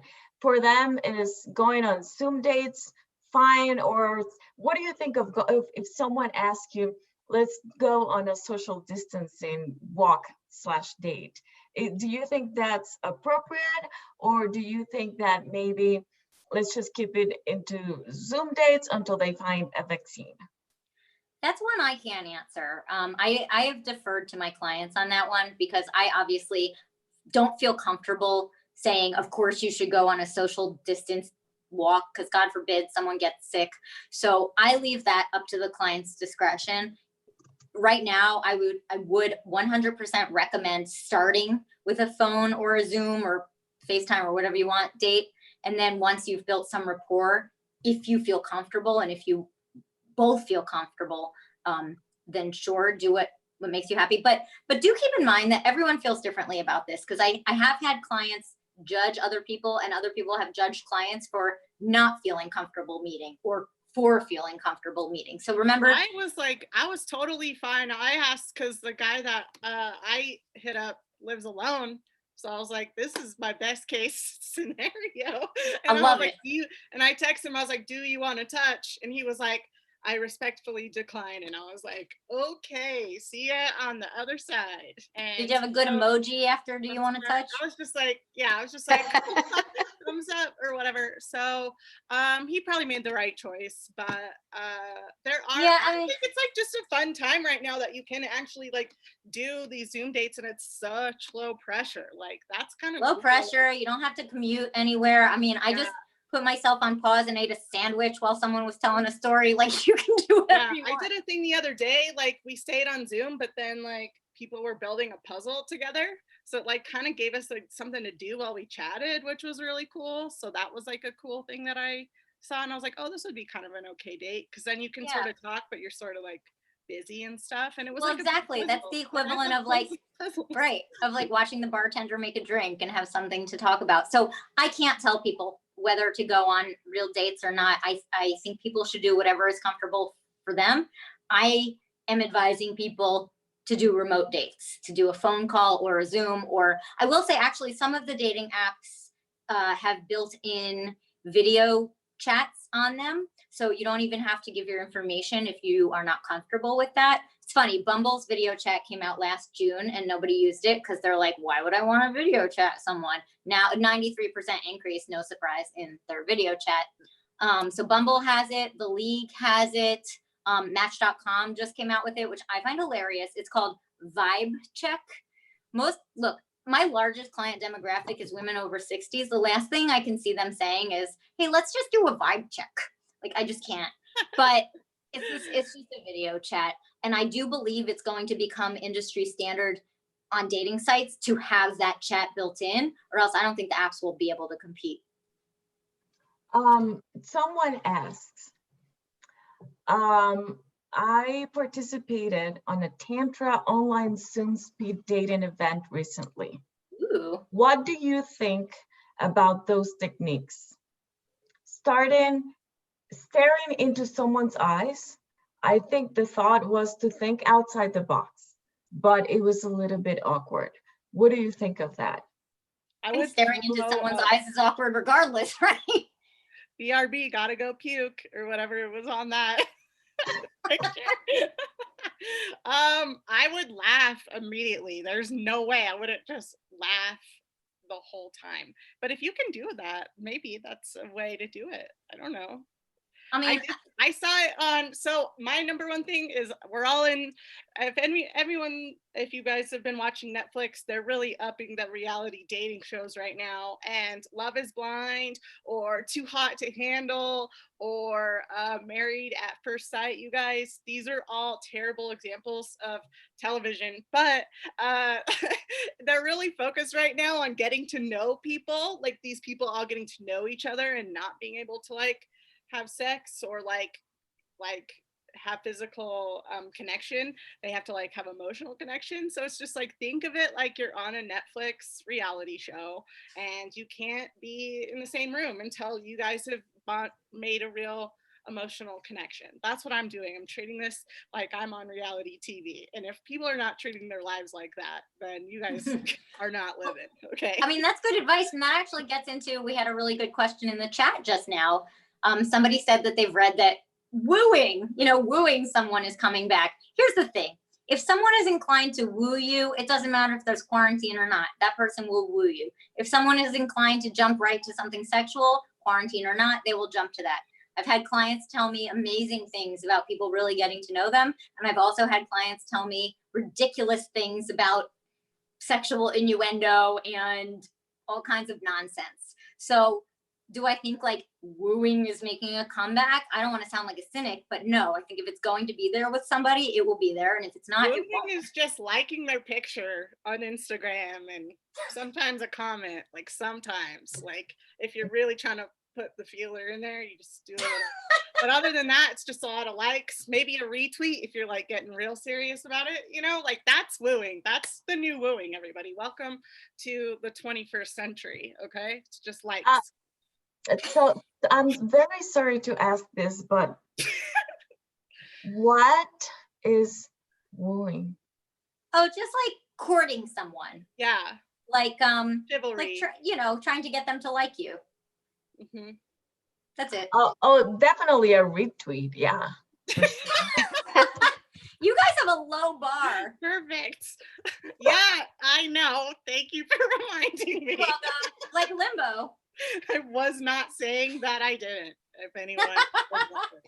I mean, I will say, to be serious just for a hot second, one of my favorite pieces of advice is you get what you allow. So if you allow someone liking your stuff to be the extent of their wooing, then that's what you get. Mm-hmm. If you require a higher standard than that, like, I like communication with someone. And if they can't communicate every, at least every few days, like what is going on there, right?